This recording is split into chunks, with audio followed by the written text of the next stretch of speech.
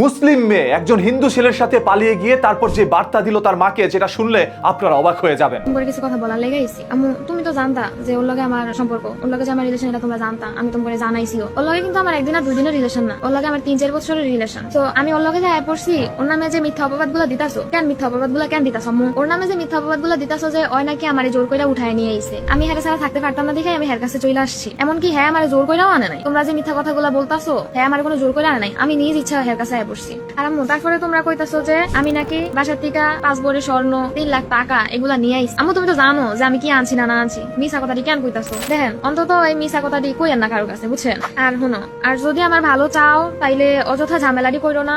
আমি নিজ ইচ্ছা হের কাছে আয় পড়ছি, আর হচ্ছে হের কাছে আমি ভালো থাকবো দেখে আমি হের কাছে আয় পড়ছি। আম্মু দেখো, ওই আমার জন্য সবকিছু ছাইরা দিছে, নিজের ফ্যামিলি ছাড়ছে, বাড়ি ঘর সবকিছু ছাইরা আমার লগে চলে আসছে। তুমি যদি চাও যে আমরা সুখে থাকি, আমার যদি সুখ চাও, তাইলে ওরে যে দিছো, যে অযথা মিথ্যা অপবাদ দিয়ে দিছো, আমার জোর করে নিয়ে গেছে। আবার আমি বাসা থেকে এত টাকা নিয়ে আসছি, এত স্বর্ণ গয়না নিয়ে আইছি, তাইলে মিথ্যা অপবাদ গুলো ওর নাম থেকে উড়াই নিও, বুঝছো? যদি আমার সুখ চাও তাইলে উড়াই নিও ওর নাম থেকে। তুমি আমার যে জায়গায় বিয়ে ঠিক করছিলা, আমারে জিগাও নাই। আমি তোমাকে কথা হয়তো বা বিয়ে করতাম ঠিকই, মানে বাইচা থাকতাম ঠিকই, তবে মতো, বুঝছো? আর আম্মু আশা করি যে আমি যেগুলা বলছি তুমি বুঝতে পারছো। আর হচ্ছে ওর থেকে আমার যদি সত্যি সুখ চাও, যদি চাও যে আমি যদি তোমার মেয়ে হয়ে থাকি, তুমি যদি আমার সত্যি ভালো চাও, তাইলে ওর উঠাই নিও, আমি করে একটু সুখে থাকতে দিই। এই মুসলিম বোনটি যে কথাগুলো বলছে, এই কথাগুলো শোনার পর তার মার অনুভূতি এখন কি হতে পারে? কত কষ্ট করে নিজের মেয়েকে বড় করেছিল, একদিন ধুমধারাক্কা করে কারোর সাথে বিয়ে দিবে, কিন্তু সেই মেয়ে ভেগে চলে গেল আর এমন একজন মানুষের সাথে ভাগলো যে একজন হিন্দু। এখন এই বোনটিও হয়তোবা হিন্দু ধর্মই গ্রহণ করবে,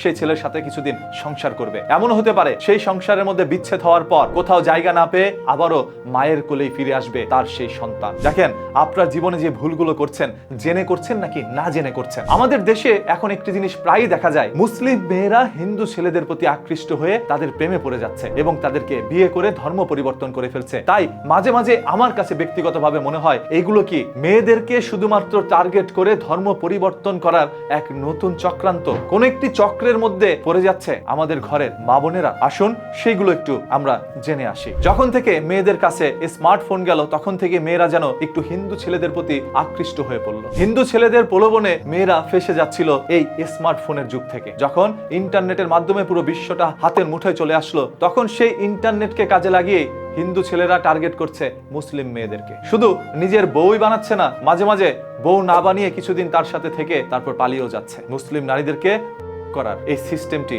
আপনারা কোন দৃষ্টিতে দেখছেন? এরা কি আসলেই ভালোবেসে চলে গিয়েছিল, নাকি ভালোবাসার ফাঁদে ফাঁসানো হয়েছে? সর্বোপরি দেখেন, আমি ধর্মবর্ণ নির্বিশেষে একটি কথা বলি, ওই মেয়েটি যদি তার সাথে সংসার করে ভালো থাকে, সুখে থাকে, তাহলে আলহামদুলিল্লাহ, সর্বশেষ সুখটাই প্রয়োজন। তবে শুরুতেই আপনি একজন মানুষ, এরপর আপনার ধর্ম কি, সেই ধর্ম মোতাবেক আপনি চলছেন কিনা সেটাও মানতে হবে। দেশে মুসলিম ছেলেদের অভাব নেই। আপনি কয়জন হিন্দু মেয়েকে দেখছেন মুসলিম ছেলেদেরকে ভালোবেসে বিয়ে করে মুসলিম ধর্ম গ্রহণ করতে, আর কয়জন মুসলিম মেয়েকে দেখছেন হিন্দু ছেলেদেরকে বিয়ে করতে? সেটা আপনারা একটু কমেন্ট করে জানান। দেখতে চাই আপনাদের সবার মূল্যবান মতামত। আর প্রতিদিনের ঘটে যাওয়া সকল ঘটনা, দুর্ঘটনা, লুকোনো সত্য জানতে পেজটাকে এখনই ফলো করে রাখেন।